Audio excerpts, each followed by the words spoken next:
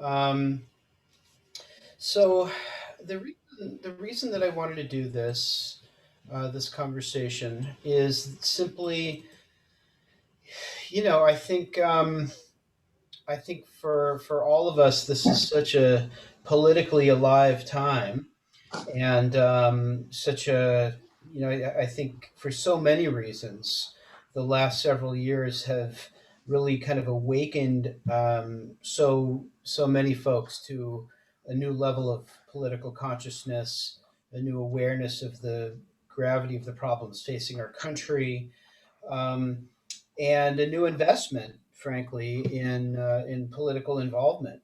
I think if you're like me, your political financial commitment and your civic involvement, and other measures of your care about politics have really been amplified over the last few years. I suppose for everybody here, but I'm going to ask folks to put themselves on mute, if you have, especially if you have noise in the background. Um, so for that reason, I wanted to have the conversation first and foremost, just as Americans, and then the second thing is something I've really been thinking about a lot. Is as a Jew, what does this moment call upon me to do? Does a Jew have a special obligation or set of obligations at moments of national trouble and difficulty in a way that is different simply from my obligations as an American citizen? I think that's an important question, and for some of you, the answer to that may be obvious, and for others of you, it may not be obvious, and I think that's important. Um, and then I guess the other reason that I wanted to have this conversation is that I remember very, very clearly the night that the night of the election of 2016, and I think it was the next day or then a couple days after, we had a congregational gathering in the room in the upstairs part of the synagogue, um, and so I felt like this was maybe a nice, I don't know, not a bookend, because that suggests that this part of our lives is done and complete, but just another milestone, because this is an important moment, the end of the Yeah. presidency of Donald Trump. Boy, I Is was. it's an important part of where we are as a country. Um, Let me say one other word by way of introduction, and then I guess I want to start by just I brought some texts and things that I think are things that I'm reflecting upon at this moment. But before we do that, I just sort of want to hear where people's heads are at this moment of our country, given what's happened, especially over the last couple of weeks since the sieging of the Capitol and the inauguration of the president and the closing days of the Trump presidency. I just sort of want to hear your own reflections, but I want to share a couple of personal things. So, as I've been saying a lot recently, because I there's just no point in being coy. I can't pretend to be objective about this. I think all of you probably know my politics, and you know that I had I viewed Donald Trump as a grave danger. Um, I do actually recall getting a little bit of grief from some congregants who were politically probably to the left of me, because I said on the night of his election, trying to find some measure of hope, I said, "Hey, let's see what he does. Like, we have to give him a chance, and he has the opportunity to try to pivot from his campaign rhetoric and become a president for all Americans." And I think we're all aware that he didn't choose that path. So my worst nightmares were realized. So I'm putting my biases on the table, um, and I want this to be a conversation that can be wide ranging. Anybody can say anything from any political perspective, and I will preserve your right to say that, and I'll make sure that you're treated with dignity and respect. But I'm just getting biases out there. So that's one thing I'm saying. And then the other thing is I have to say, you know, with the yard site of my father coming up, his unveiling, we're actually having a small family gathering, private family gathering on Sunday for my father's unveiling. And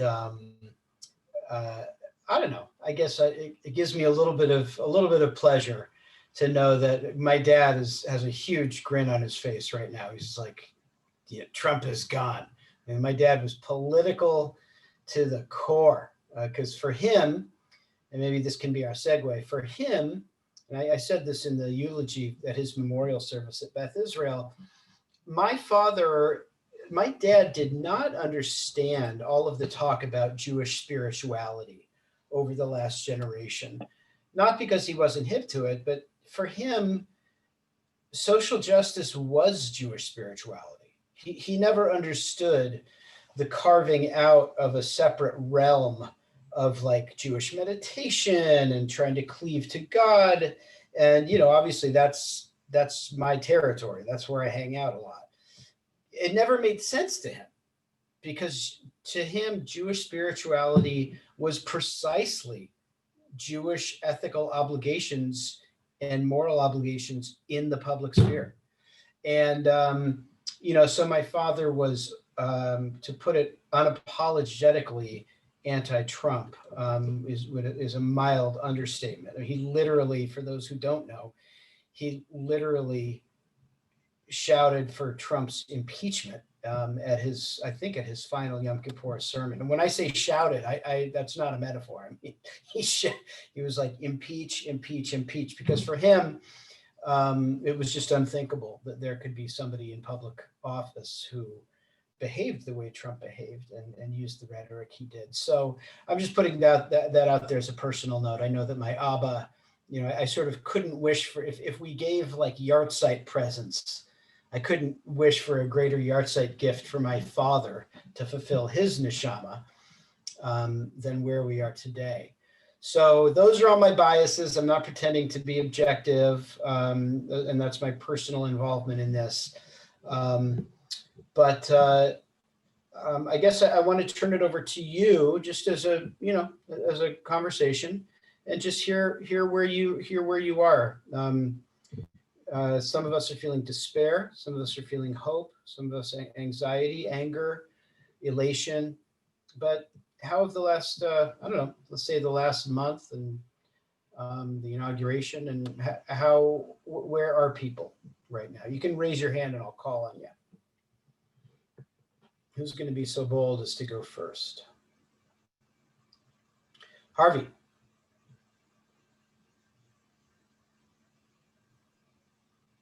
First of all, I remember 4 years ago when you called us together after the election for a meeting upstairs, and we filled the upstairs annex to the shul. Yep. And it was so wonderful and comforting to be in a place where everybody else was totally bummed out. And in fact, I said that it was a wonderful experience to be able to share that with people. And we went around the room and shared our bummed outness. So thank you. Yeah. That was. Yep. Yeah. That was. I remember that moment clearly. Yeah.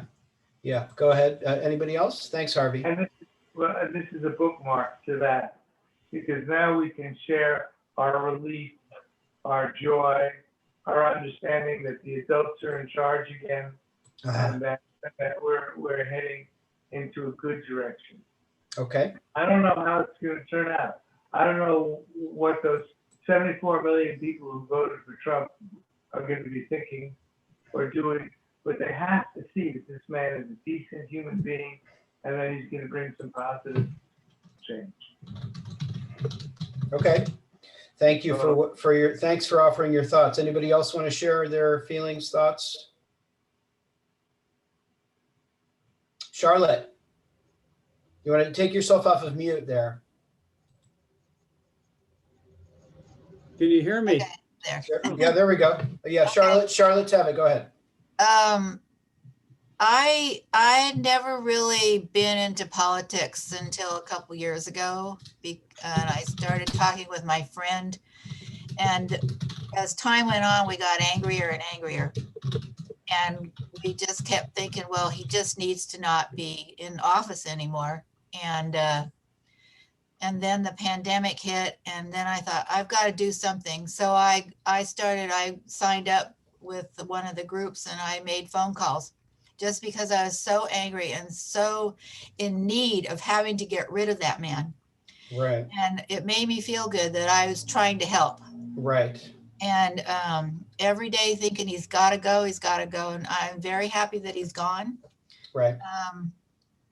On January 6th, it was very discouraging to me to see all those people, to see all of them so angry and doing what they were doing. And I'm very fearful of this group. He's riled them up. Luckily they didn't show up yesterday, and I've heard that they haven't heard any big groups, but I'm sure they're still out there plotting.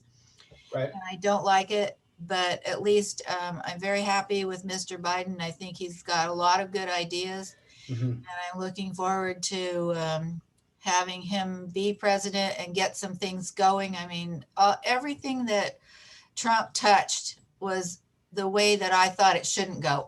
And it was just awful. And then there's no vaccine, and the mask and all that. Anyway, yeah, I won't keep going on. But I'm glad you said that, because one of the things, just referring back to your first point, that you weren't super political until a couple of years in to this administration. I think one of the things that's so fascinating and I guess hopeful, like really trying to look at the bright side of the last 4 years, which I consider to be devastating to the country, is, left, right, and center, there's way more political engagement now. And I think that's good across the board. I think it's not inevitably good, and I want to talk a little bit later about what I mean by that. But, whether you're a Trump supporter or whether you are a great anti-Trumper, you're much more likely to feel now, I think the average person is, that the person who's in the presidency really matters, that the vote really matters. And I think Americans had really kind of forgotten that. Yeah. So, and I mean, ironically, if Trump had just been a little bit less over the top, I mean, just forget about his policies, but if he'd been a little bit less provocative and a little more able to control himself, he'd probably be in office today, because I think so many millions of people had the experience that you had, Charlotte. Like, I'm not a political junkie. Maybe I'm not that involved, but man, I got to do something. And he energized millions and millions of voters. So anyway, anybody else want to share their reactions? Sarah Sturtz. By the way, and I think I heard Mel Hoffman trying to get in there. If I'm wrong, then I'm wrong. And if I'm not, then after Sarah, Mel can say something. Go ahead, Sarah Sturtz. It's good to see everybody. Hello. Before, when you said anger, did you feel rage? Did you feel relief? And I was going, yeah, some of that and some of that. And quite a bit of this, that, and the other. Yeah. 4 years ago, Robert and I were so grateful to come to the shul, to be together. And Harvey, I know that you guys felt the same way because we talked. We needed our community. We needed to be with people because we felt physically ill. Yeah. And we felt physically ill for 4 years. Yeah. Some days worse than others. Yeah. Yeah. Thing to go out on a mob action is mind-boggling. And the thing that I feel relief. I feel we have a long, long, hard row ahead of us, but the helm is taken by a guy that has grown into his wisdom and his maturity. He's a decent guy. Listening to his press secretary, the press spokesperson, who answered questions nicely, who knew what she was talking about, who wasn't rude to anybody. Then again, nobody shouted questions at her in a rude way. But I think that what sums it up for me is I held my grandchildren. They are 7 and 9. And these poor little kids have had 4 years of Donald Trump. Yeah. And they've had 4 years of watching their parents and their grandparents. I don't want to use the word suffer because this, it's a loaded word, but certainly that we were so disturbed. And I said to them, this was the worst president I've ever had in my life. Mhm. And I'm so sorry that you had to spend all this time with him. I said, but what you need to remember, praise God, is we voted and we got rid of him. Right. Right. And I'm back, that's the Rabbi. takeaway. We Yeah. voted.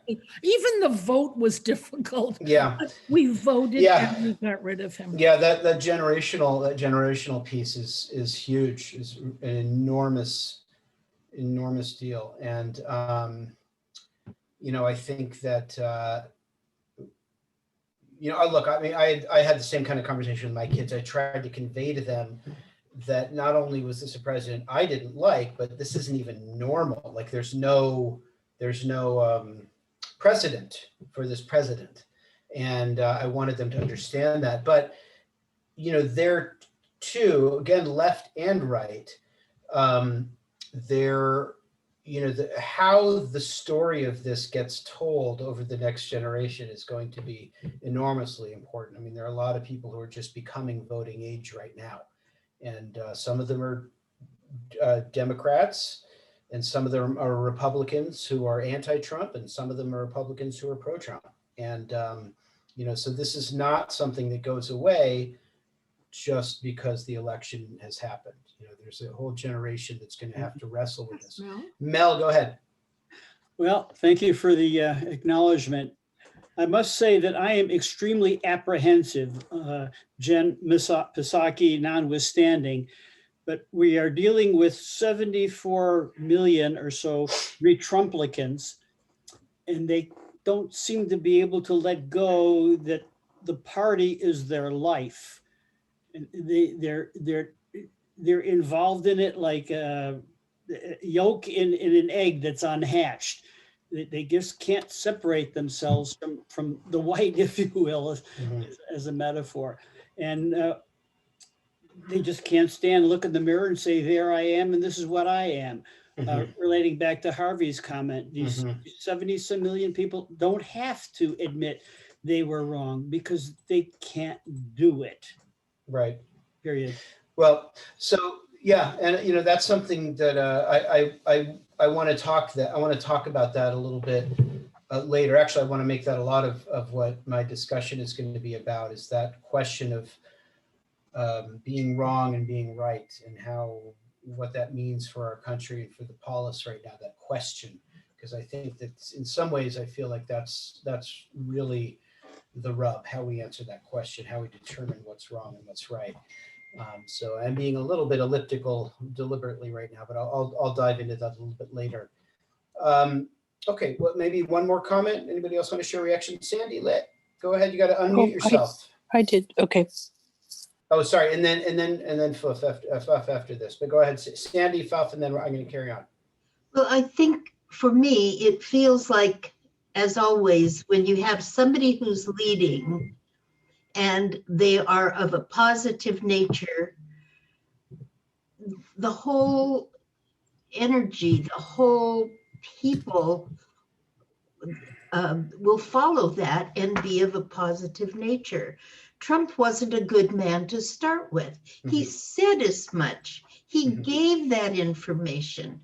And why he was elected, I don't know. But I think now the country and the people who live in it have a chance to prosper, survive as a whole in a very healthy way. Perhaps if there is an impeachment, then people will hear another side of the story.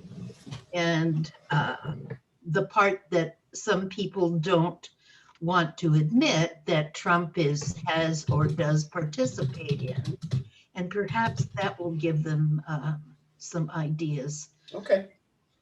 All right. Thanks, Sandy. Thank you. Yeah, I mean, look, you're not going to find disagreement from me. Okay, last comment to Fuff, and then we'll keep going. I just want to say, I was like everybody, tremendous. Well, had a tremendous gratitude at the swearing in yesterday. But as someone who worked as a reporter in another life in Washington, D.C. for a very brief time, that the attackers and the terrorists got up to the third floor, which is it's like getting up into the attic. And that's my dog's nightmare.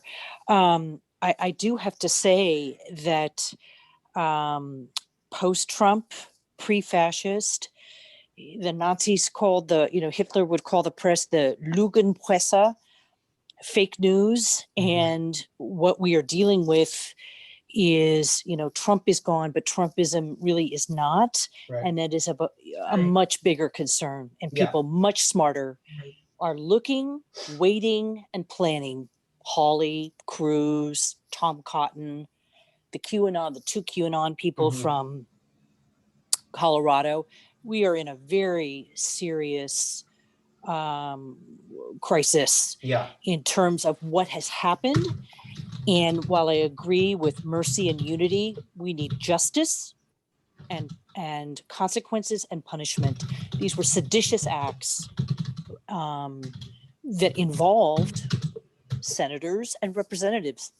They committed sedition by disputing the Electoral College vote. There is no big lie. This was not stolen.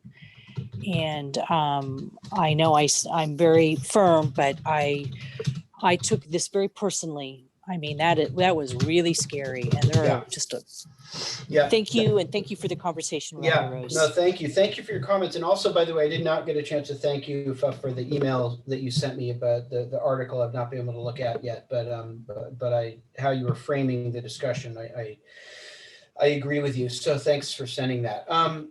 Listen, I want to say a couple things, and I want to just share some broad thoughts, and we'll look at a couple Jewish texts. And I'm mindful that you don't have all night to be on here, but so I'll try to move with a little bit of haste. But one thing is, I want you to know that though, based on comments and based on the faces I'm seeing here, it seems like there's probably a lot of overlap in the politics of people who are on this call, at least vis-a-vis the presidential election. But you should be aware, and I think many of you are, that there are folks in the congregation who voted for Donald Trump. And one thing that I want to say is that one moment that I won't soon forget is that a congregant came into my office after, I don't know if I had given a Devar Torah. It was not on the holidays, but it must have been after the holidays. I don't know if it's 2017, 2018. And this person was really, really heartbroken, and this is a very good person, a sweet, gentle person with a good heart. And this person shared that they felt alien at the synagogue because though I'm not a consistently political rabbi, as you know, I've also given a few sermons about Trump and the danger that I believed he posed to the country. And this person was a Trump supporter, and they said that this person said their life is very challenging, very up and down, very tenuous financially. This person was in a very painful divorce, and the shul was the one place this person found peace, and the one place that this person found comfort. And when sermons happened that politicized and made this person feel like this person's views were marginal, it was very, very painful. And in addition, because of the politics of this person was no dummy and was aware that most of the folks in the congregation not only disagreed, but kind of had contempt for the political views of one who would support Trump. And literally in tears, sobbing in my office because this person felt that the shul was no longer a safe place. Now, you don't have to agree with the analysis, and I don't conclude from that I should not have given those talks. I think that there are times when a rabbi has to do that. But I'm naming it because it's important for you to know that there are folks who are part of your congregational family who have a very different perspective than you have. And it doesn't mean that you may not talk about it. Doesn't mean that you may not be loud about it. Doesn't mean that you can't be a good Jew and get your opinions out there and argue with everybody to your heart's content. But it just requires awareness. Some of the folks in our congregation, I imagine, are pro-Trump because they perceive that Trump is good for Israel. Some people, I think it may be, there's a kind of populist element that they believe, I disagree, but that they may believe that that Trump is an answer to economic elites and represents a kind of populist voice that they feel has not been, at the national table. Of course, I don't agree with that, but we need to understand as a congregation. I'm not saying you have to view this as a member of the national political community, but as a member of the congregation, you need to understand that there are Trump supporters who are not wicked white nationalists who want to destroy the country and the Constitution. There are people who are part of Am Yisrael, part of the people Israel, who are part of your congregational family. And so I don't have the answer to how to navigate those big gulfs between us, but we need to be mindful and thoughtful and deeply reflective about what that means. If we're going to make the word congregation or kehila, which means community, if we're going to make that word real, then we have to just be mindful and be thoughtful about that. Okay. So I'm not saying that as a reprimand to anybody. I'm not saying shut up. I'm not saying depoliticize Jewish life. I'm not saying any of that. My views are unchanged, but I'm just saying it because we need to be aware. Okay, so that's one thing. So I guess that what I want to talk about, one of the things that I want to talk about is what it means for Jews to be political. What does it mean for a Jew to be political? How are we to understand what it means to be political?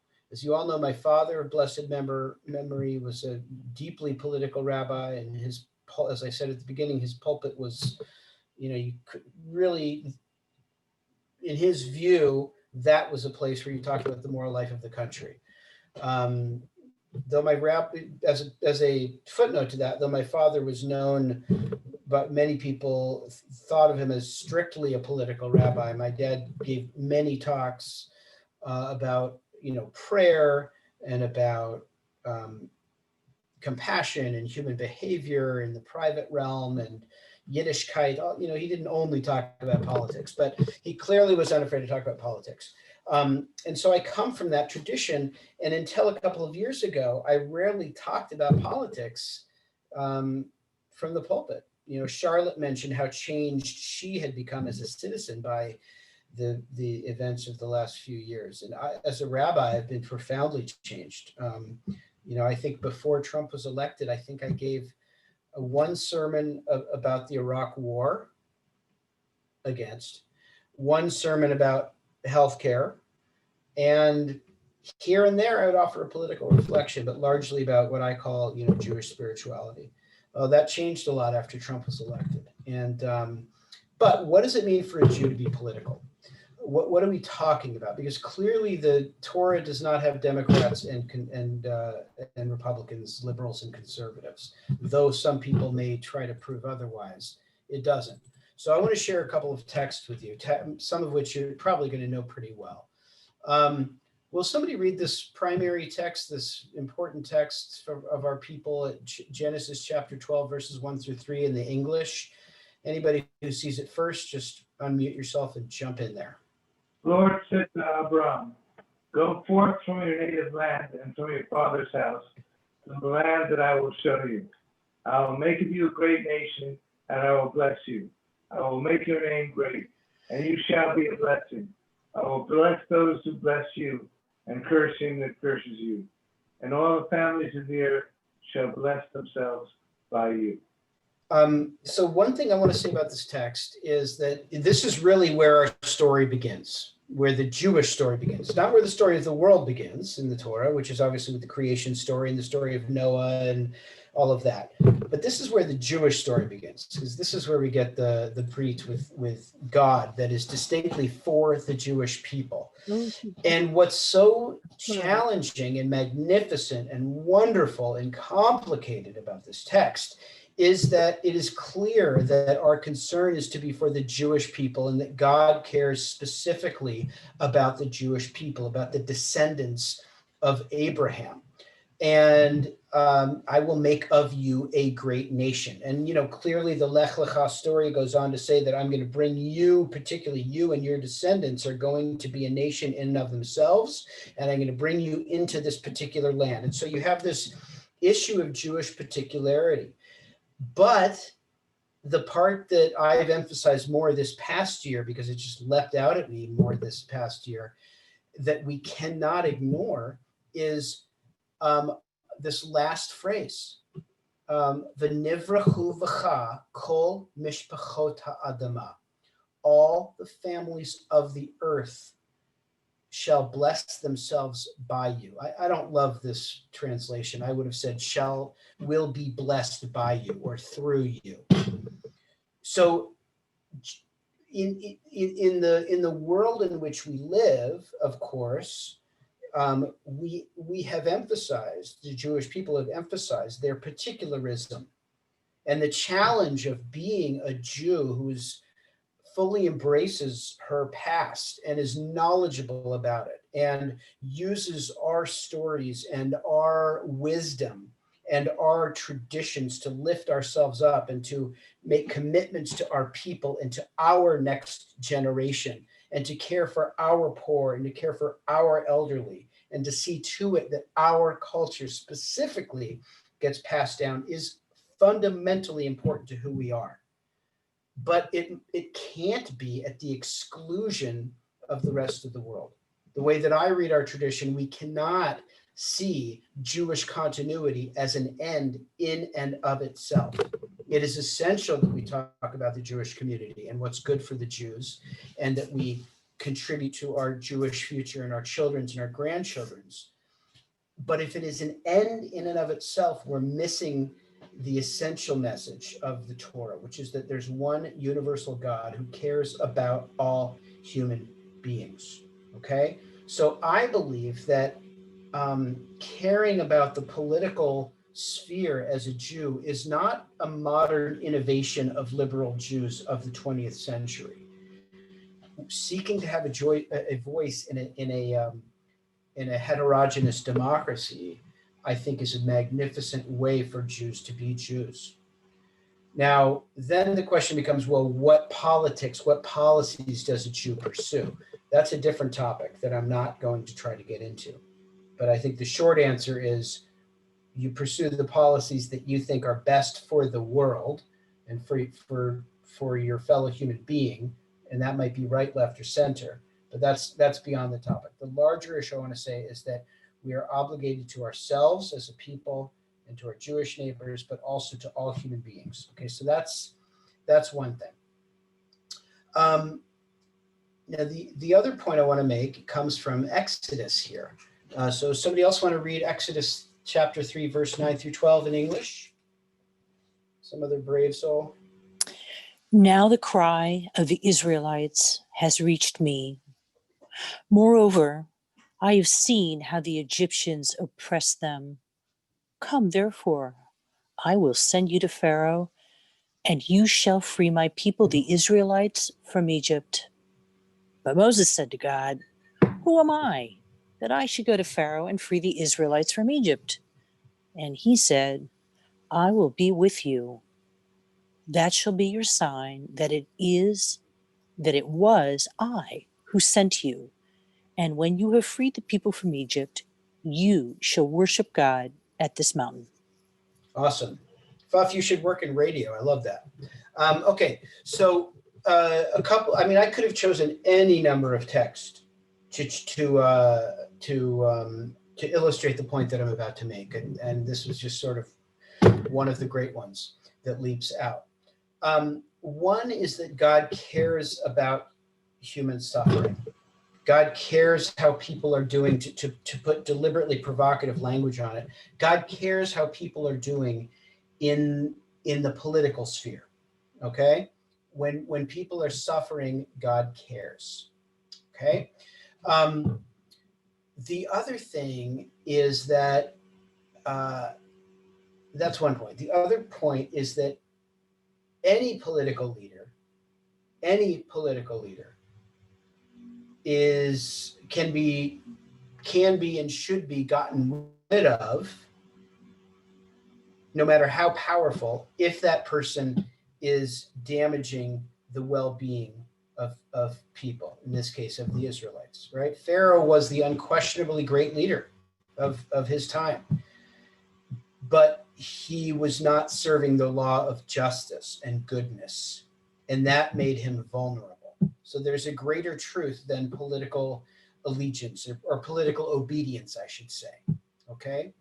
But the main point that I want to make is that we are to care about the idea of our communal obligations, that God does not free us from Egypt, each of us to go out on our merry way, right? And this becomes, so now what I'm really talking about is the Jewish idea of freedom. So bear with me here, because I know I'm getting really complex now, but we can circle back, and if you can ask questions or make comments in a moment. The Jews were enslaved, and so we, as a political concept, the idea of freedom, it comes from the Jewish people. But in an American context, we need to understand that freedom in the American sense is different from what it means for the Jewish people. For the Jewish people, Moses' concern what needed to be for the Jewish people as a people, how the people were going to fare. Not just open the gates of Egypt and everybody goes and then they can make their own world, but that their existence as a community was the challenge, I guess, against which their freedom had to be placed. How could they live out a just and righteous kind of freedom in which they learned to live with one another, in which they could exercise the bonds of love and goodness and compassion with one another. Individual freedom, or liberty as Americans call it, is not a primary value in the Torah. It's not that it doesn't exist, but it's not the primary value.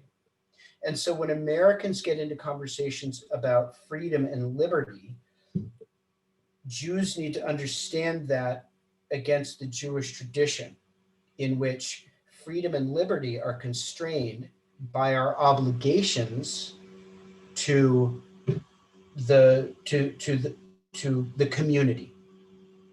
Now, clearly, in the book of Exodus, when it says the community, it's referring to the Jewish community, right? The Jews are not, in the Torah, the Jews are not expected to go care about the communal well-being of the Canaanites and the Hittites. But our own freedom is always thought of as being part of a community. So when we think about the challenge that God gives us to be free and to be a blessing, we have to think about it in terms of how we relate to the people around us. So I've said a lot. Let me pause there and get maybe one or two questions or comments that people might have. I mean, I can't see everybody at once, so if you want to, let me give a chance, Harvey, to people who have not yet spoken. Hold on one sec. Okay, comments, questions? Okay, Harvey, it's all you. Okay, so historically, liberalism has been very friendly to the Jewish people. Conservative states tend to be autocratic, anti-Semitic. They tend in that direction. Liberal democracies have always been good to the Jews. Almost always, I should say. And that's all I want to say. Okay, yeah, listen. That's why our community has evolved. You know, my father was a liberal Democrat. I'm a liberal Democrat. I'm only second generation American. My grandfather couldn't speak English. I don't know anything about that generation. But what I'm saying is that it evolved from that liberal tradition. And so it comes down to what's good for the Jews and what's bad for the Jews. Liberal tradition is good for the Jews. Illiberal tradition is bad for the Jews, meaning conservative. Right. Yeah. What I want to say about that is that clearly, liberalism as a governing structure, meaning what we call modern democracy, has been good for the Jews. I mean, there's just no question about it. I mean, you could raise questions about whether the freedom to make individual choices has eroded Jewish traditional structures, clearly. But in terms of being safe and being allowed to practice our religion, only liberal democracies have permitted that. But what I would, just to make sure that what we know we're talking about when we talk about liberalism here, I mean, look, Harvey, like you, I am a liberal. But I want to say that what's important is liberalism and not the liberalism of the Democratic Party. Right. I wouldn't want to say that Jews have to have Democratic Party liberalism in order to be, true to their tradition. So let me just, and then I want to share a quote in a moment that gets to this broader point I'm making. But can I add one more thing? Just one more thing. Okay. Well, hold on. Anybody else want to speak? Anybody else want to speak? Okay, Harvey, the floor is yours. The liberal values are also endemic to Jewish values. I think they're menschlichkeit. They believe in helping others, in helping the downtrodden, etc., and so forth. So I think the liberal point of view is more in keeping with the Jewish point of view. Yeah, I hear you. I don't know. Even again, I'm a liberal. But I'm actually not sure that I believe that any longer. I certainly don't. My point is not that, in fact, it's like the Republican talking points that mesh with Torah. I just think that it's as a practical matter, the economic world and the political world of the Torah is so far removed from 21st century modern democratic society that trying to draw a line between, policies that LBJ introduced and the book of Deuteronomy, I think it's a very tough argument to make. But I hear what you're saying. So I guess a little bit drilling down on this point. Let me show you something that I think is a really important point. I'm going to be thinking a lot about it during the Biden administration. This is something Abraham Joshua Heschel wrote. I don't know the exact year, but he said. So who'd like to? Trudy, I just happened to look up and see your face. Will you read this in English from Heschel here? Number 3.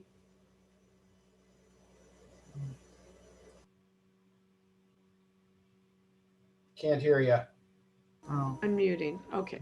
Prayer is meaningless unless it is subversive, unless it seeks to overthrow and to ruin the pyramids of callousness, hatred, opportunism, falsehoods. Liturgical movement must become a revolutionary movement, seeking to overthrow the forces that continue to destroy the promise, the hope, the vision. So when he says, by the way, just parenthetically, when he says the liturgical movement, I think that, I'm not sure, but I think what that's referring to is in the late 50s and 60s, there was a lot of talk about changing the Jewish liturgy and making it more accessible. I think that's what he's talking about, the burst of creativity that happened in Jewish prayer in his time. But his larger point is really what I want to focus on. And the idea that prayer or Jewish spirituality should be subversive is not limited to any political party. Jewish prayer should be subversive during the Biden administration. as much as it should be, it should have been during the Trump administration. When we read the ideas in Jewish spirituality, our standard is not what can be accomplished by this leader who has these particular political goals, even if they're good goals, but rather what does God demand of us? And our job is to subvert. And I'm leaning into that word because there's been so much hand wringing appropriately about the idea of subversion on the left and the right in our present moment. And I don't take this word lightly. But we should be subverting, not in the sense of breaking windows and threatening our elected officials, but subverting in really thinking it's never enough. Our leaders shouldn't necessarily be trusted to do the right thing unless we force them to do the right thing. Because I would say the larger economic system that we're working in is inherently damaging morally, and inherently morally imperfect, probably as every economic system ever will be. And that the job of the Jew is to keep our eye on God and God's demands for justice, no matter the political power in charge. We are not partisans. Jews are not Democrats. Jews are not Republicans. Jews are not even independents. Jews are people who are committed to goodness and justice and decency. And we stand for that and for that alone. So I wanted to share that idea. And then the second one from Michael Walzer, which works in tandem with this. Somebody want to read that? Riva Falk, will you read this Yeah, one from I'll read Michael it. Walzer? Yeah. We still believe, or many of us do, what the Exodus first taught about the meaning and possibilities of politics and about its proper form. First, wherever you live, it is probably Egypt. Second, that there is a better place, a more attractive promised land. And third, that the way to the land is through the wilderness. And there is no way to get from here to there except by joining together and marching. Okay, so that's Michael Walzer. So I love that line, wherever you live, it is probably Egypt. I guess I have joined in the celebrations since Joe Biden was elected and since he was inaugurated. I'm delighted to have a person who I consider to be decent and reasonable in office. But I think that Jews quickly need to pivot to kind of having our arms folded and realizing that, as I said, the other day to a different group in our congregation, the system of racial injustice in our country is precisely what it was a month ago. And it was not created by Donald Trump. It existed long before him. The system of economic inequality in our country is precisely what it was a week ago. The fact that there are millions of Americans working for wages that are ludicrously insufficient, that fact has not changed over the last week. And so we should not be, we don't want to overdo it on the celebration and the rejoicing, or maybe better said, maybe we can overdo it. It's okay to overdo it, but then we have to quickly go to the next step of, okay, how do we get back to work? How do we remain Jewish voices who are outside of any party or any partisanship and insist that the values of goodness and compassion and decency are always being represented? Sarah Sturz. Mute. I want to get the citation correctly, but I believe it was Covey's book years ago on the habits of effective people. Someone near my age, do you remember that? Yeah, the 7 habits of highly effective people. One of them was, to be understood, you need to seek to understand. And we have such a divide by people who have no clue what the other side understands, the fact Yeah. that we call it another side. And yet in what you just showed me from Abraham Joshua Heschel, number 3, that could have been the anthem of some of the people who attacked the Capitol. That's right. That's right. Yep. Yep. And that's actually much of what I want to spend the rest of our time talking about. And I have about 15 texts, but I think I'll try to be my more disciplined version of Rabbi Rose and just share one or two. That was the sort of thing I was alluding to earlier, but I'll circle back. So thank you for making that very, very important point.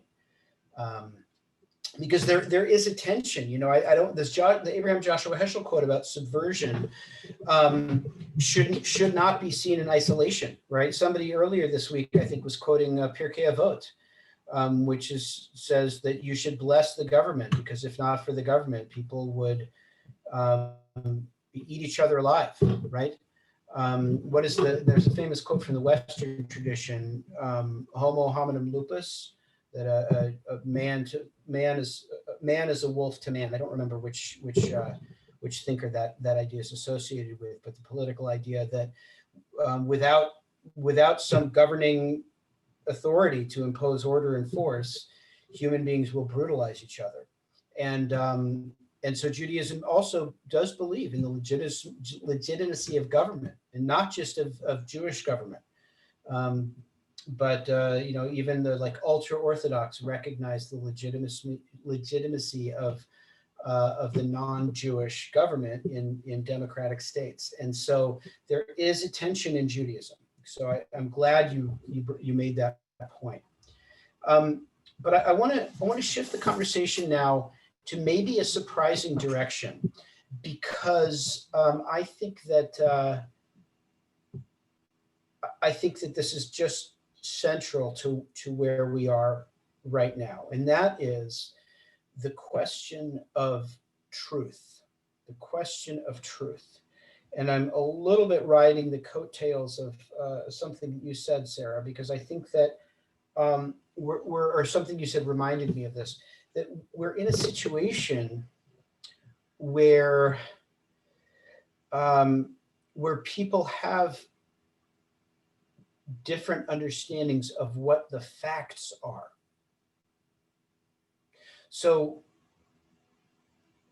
I was, horrified, as all of us were, by the events of January 6th. But I think the problem, I believe, I don't know, I'm not a maven on this, but I believe that the problem is more complicated than the following, okay? I don't think that most of the people there thought, well, people voted for Biden, it's true. People elected Biden, it's true, but Biden is bad, and we want to undo the election. In a way, if that had been what we were facing, we'd be in a lot better shape. The people who marched on the Capitol believed, and they can point to articles that they found online, they believed that the election really was stolen. They believed that Donald Trump earned, and I'm not telling you anything you don't know, but I'm just highlighting it because it's easy to talk past this and say, good, we're done with that terrible era.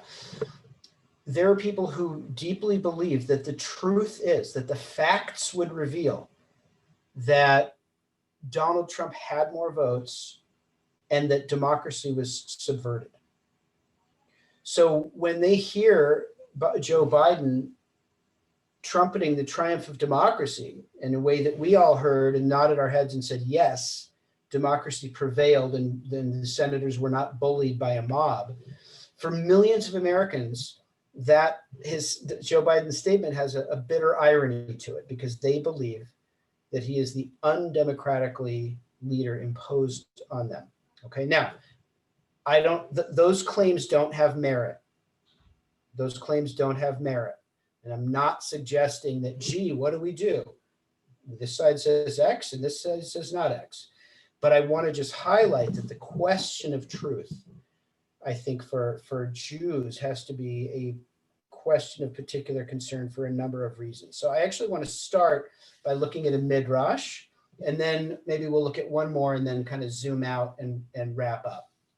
Because I know I'm going in surprising directions here, but that's my job. Okay, so let's see, who wants to read this midrash here? Somebody who has not had a chance to read?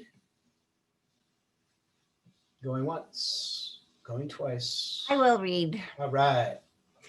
Rav Simon said, when the Holy One, blessed be he, came to create Adam, the ministering angels formed themselves into groups and parties, some of them saying, let him be created, while others urged, let him not be created.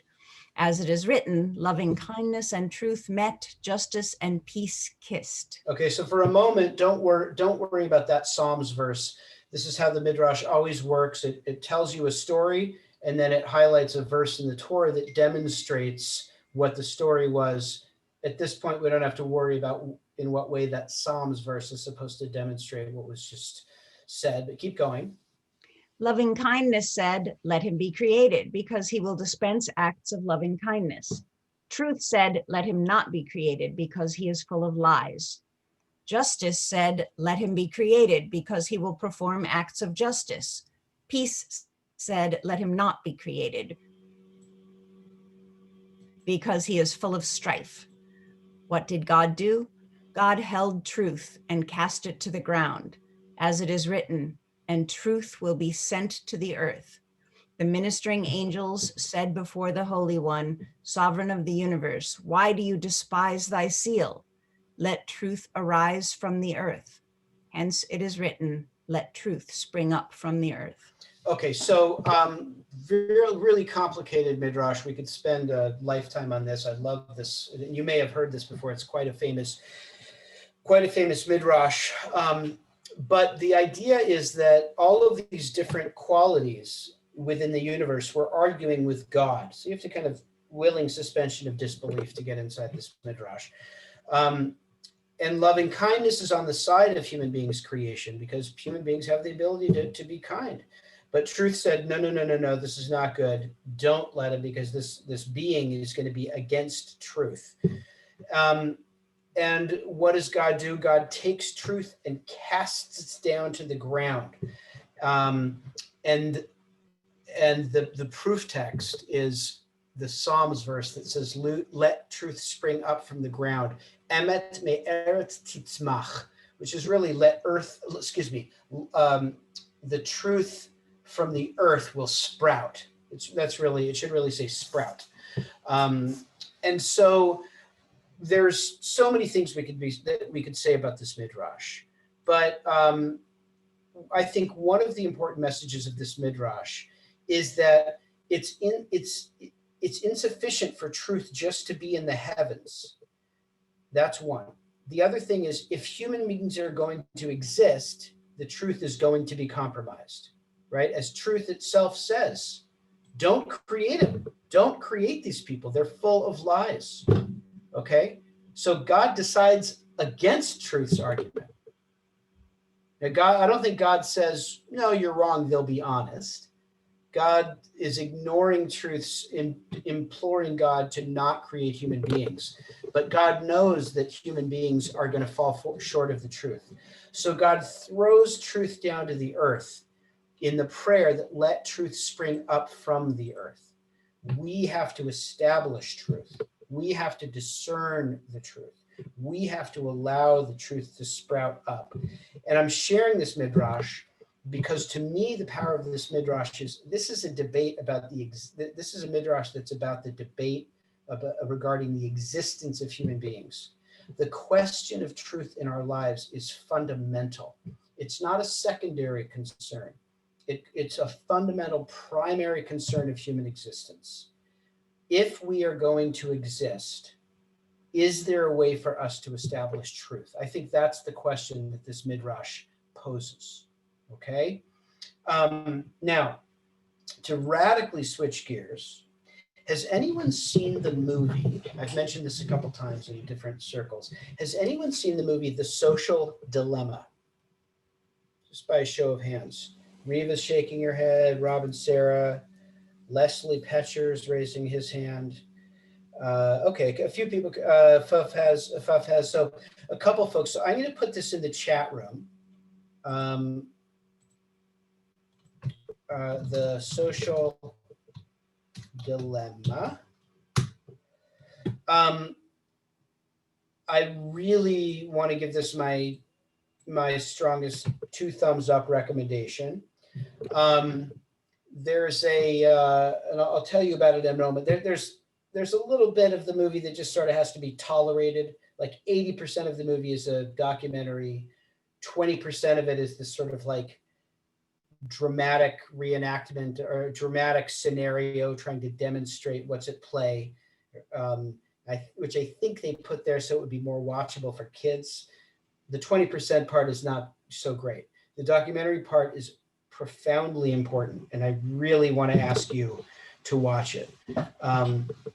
So essentially what it is about, it is about social media, and it's about how news and information in the social media age becomes balkanized.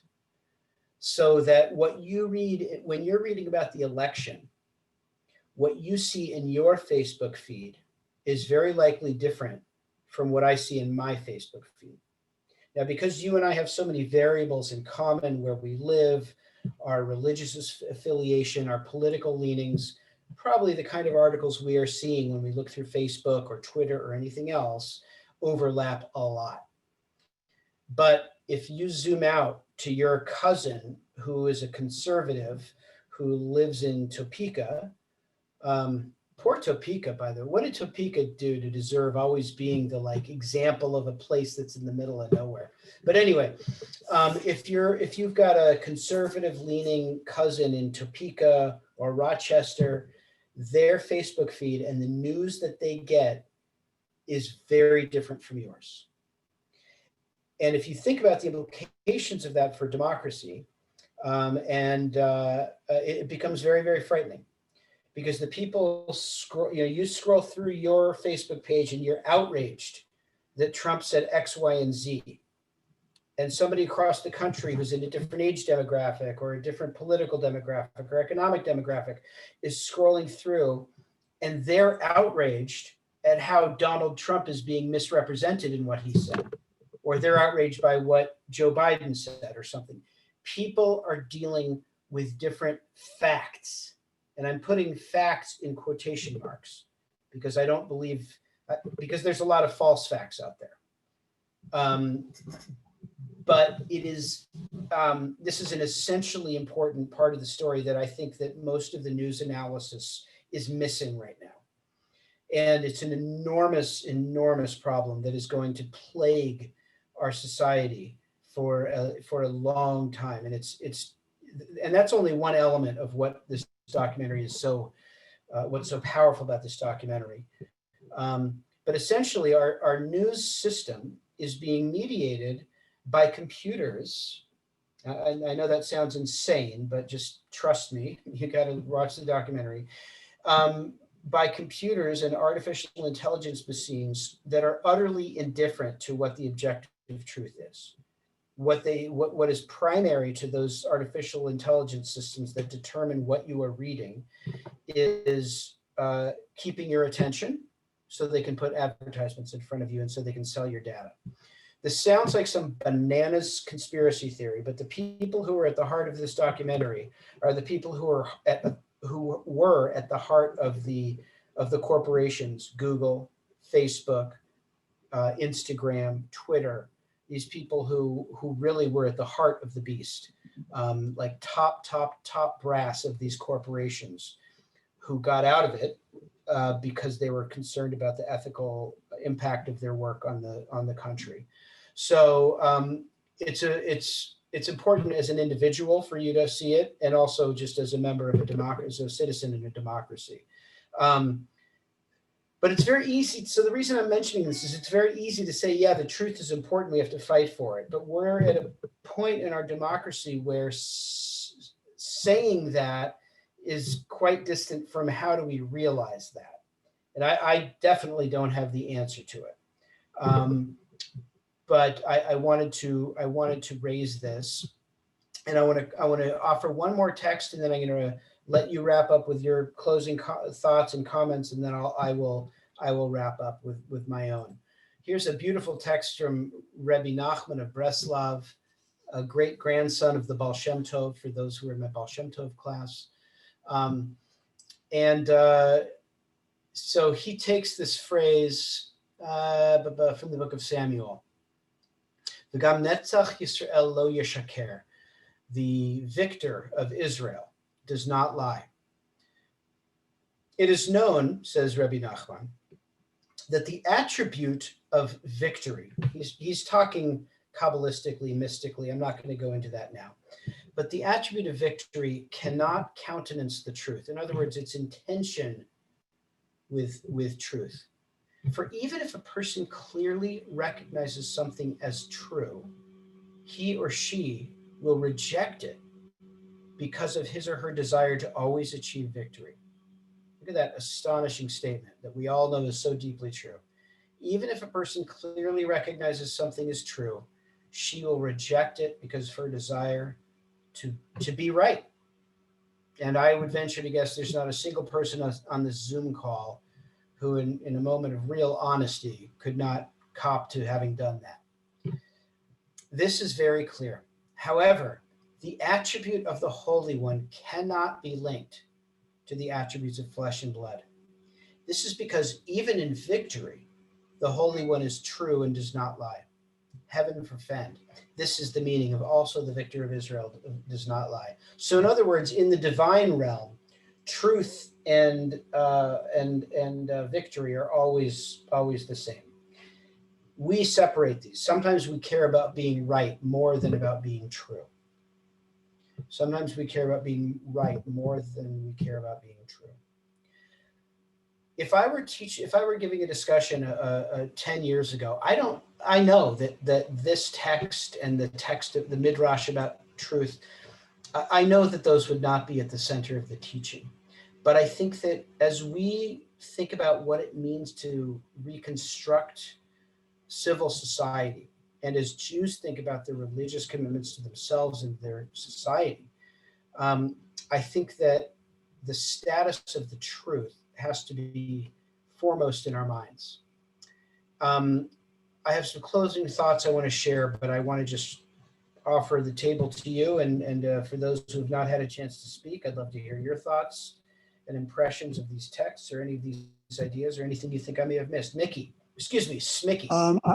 As far as truth goes, and the point up that Sarah made, and I believe there's something in Pirkei Avot or Hillel said not to judge somebody until you've been in their shoes, and I think when we judge, which we all tend to do, these folks who are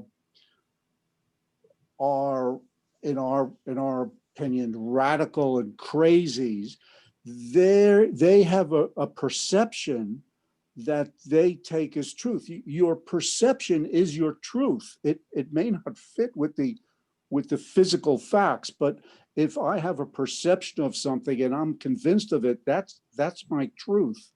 So you have to understand that these people who we think are crazies have been living in Topeka and have been fed this information or this misinformation, but that is their perspective. That's an honest perspective, and we have to understand that and not just write them off as nuts.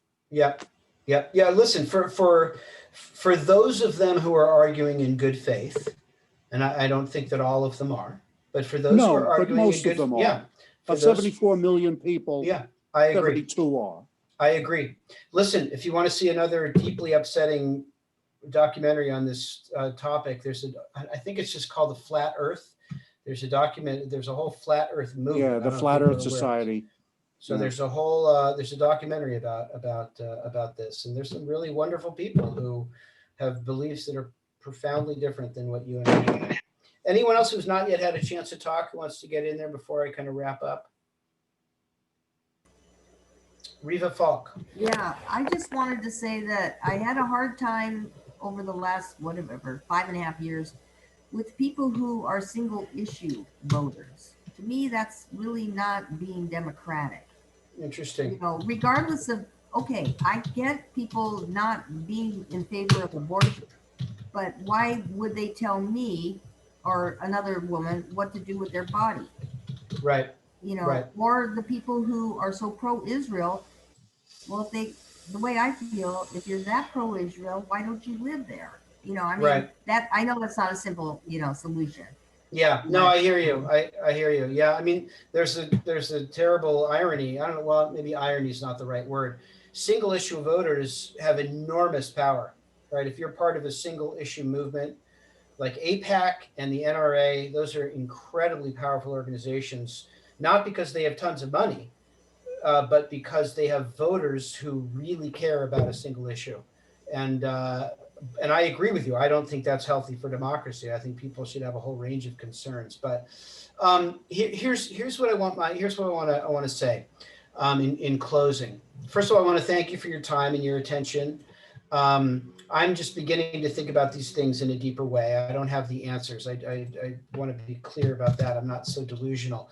But one thing that speaks to me as a Jew that I've not put on the table yet is that on this issue of truth, there is, first of all, there's a lot of just misinformation.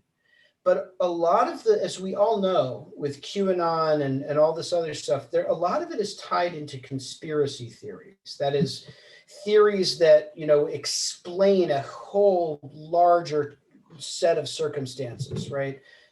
Theories about some vast overtaking of government or whatever it might be. Anytime a Jew hears any conspiracy theory, the hair on the back of our neck should stand up. Right. And the reason I say that, it's not that every person who is a conspiracy theorist is an anti-Semite. Of course not. But anti-Semitism is inextricably bound from conspiracy theories. And I mean this quite, I should say modern anti-Semitism, excuse me. If you look at modern anti-Semitism, and I won't belabor it here, but I've talked about it in another class, but if you look at Hannah Arendt's work on anti-Semitism and others, and you look at the Dreyfus Affair, which is this event is often seen to be the triggering event of modern anti-Semitism. It is inextricably bound to views about the danger that Jews pose to the society as a whole.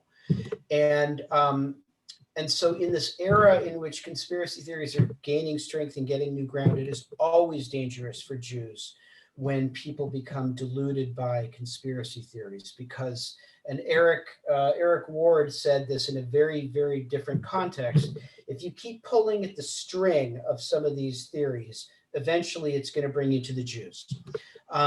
So obviously that fact in and of itself doesn't discredit any particular conspiracy theory, but I'm just saying that Jews have a really important stake in this fight about truth in democratic discourse. It is extraordinarily dangerous for us to sit by and to not be involved in discussions and thoughts and policy debates about how to address this new scourge that, or I should say this new old scourge that's once again posed a danger to our democracy. So that's one thought.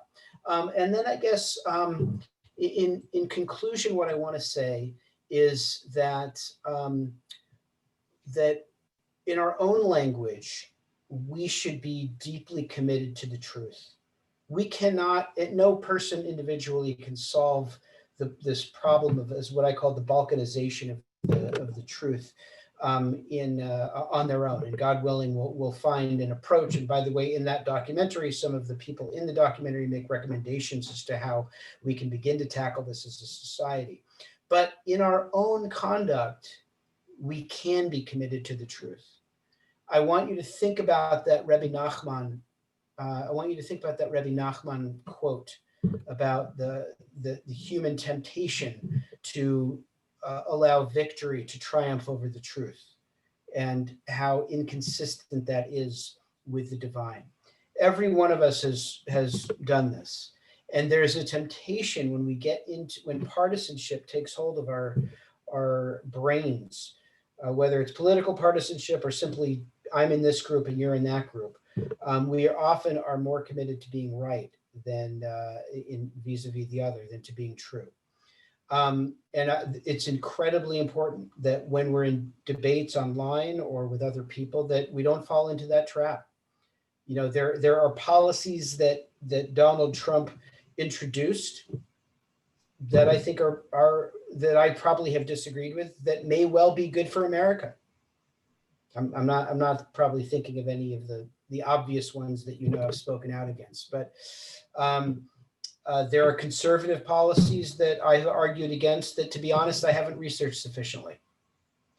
And I think that this is a really good time for us to go back and to actually read articles that are hard to read because they disagree with our assumptions. And this is not a time to be jumping on bandwagons. This is not a time to be a partisan. This is a time to be committed to learning the truth and to having your own assumptions deeply challenged. It's the only medicine that's going to begin to help and to disempower those who are committed to dishonesty.